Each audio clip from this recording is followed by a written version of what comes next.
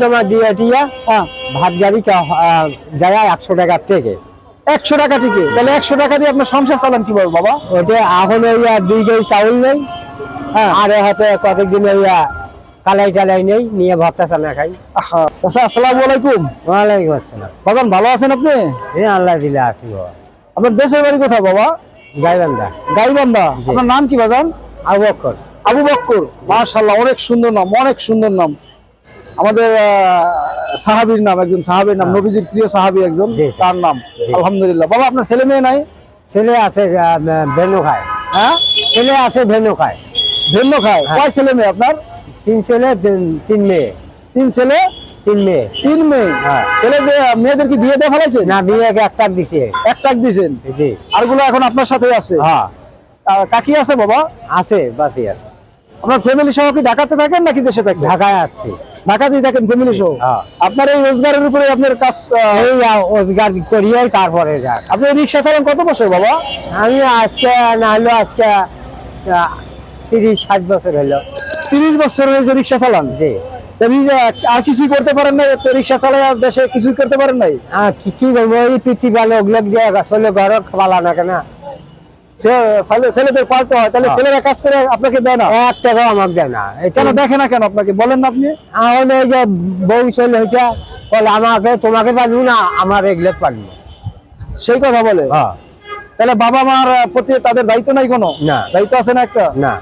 তাহলে আপনি যে সারাদিন রিক্সা চালান, রিক্সার জমা কত বাবা?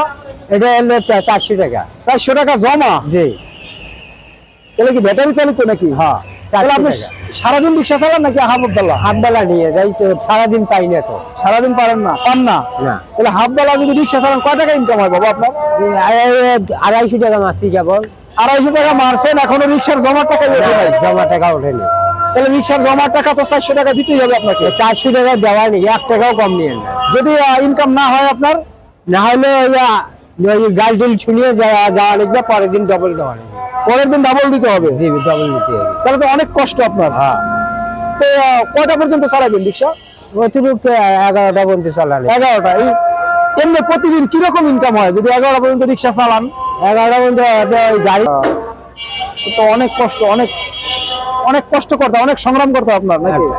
এখন আমাকে আল্লাহ এখন এটাই করছে। মেয়ে বিয়ে দিয়েছেন কয়টা বলছেন? একটা। আর কয়টা আছে? আর 2টা আছে। আরো 2টা আছে? এই 2টা কি করে, লেখাপড়া করে নাকি? একটা পড়তেছে। পড়তেছে? কোন ক্লাসে পড়ে? 5-এ। 5-এ পড়ে? জি। ও, তাহলে আপনার উপরে পুরো সংসারটা ডিপেন্ড করতেছে? আমার যা ইনকাম করতে পারেন, যা কামান, এটা নিয়ে যা হয় এটাতেই চলে সংসার? এটাই করি। তাহলে আপনি অনেক কষ্ট না বাবা? কষ্ট এখন হলো, এখন তো করাই নাকি আমার, তাছাড়া ওগুলো পারবো কেমন করি। আচ্ছা বাবা, ঠিক আছে।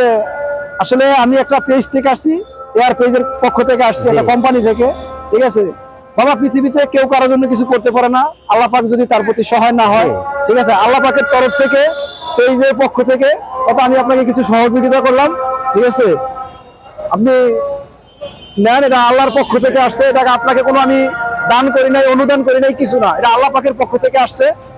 জাস্ট এটা নিয়ে হয়তো আজকে বললেন যে 200 টাকার মতো শুধু ইনকাম করছেন। ঠিক আছে, তাহলে এই টাকা দিয়ে হয়তো আজকে জমার টাকা হয়ে গেল ধরেন।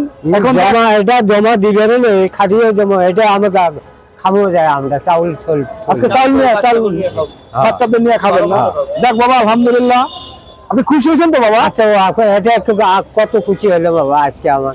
আজ আমার চিন্তা হচ্ছিল, আমি গাড়ি জমা ছিল চাউল নিয়ে যাবো কেমন, এটা আল্লাহ আমাকে, এটা আল্লাহর পক্ষ থেকে আসছে বাবা। এটা কেউ কারো দেয় না, কেউ কেউ দিতে পারে না।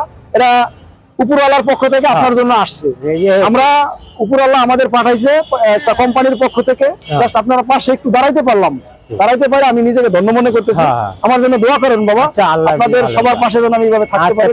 আমার দোয়ায় আজকে থাকলো।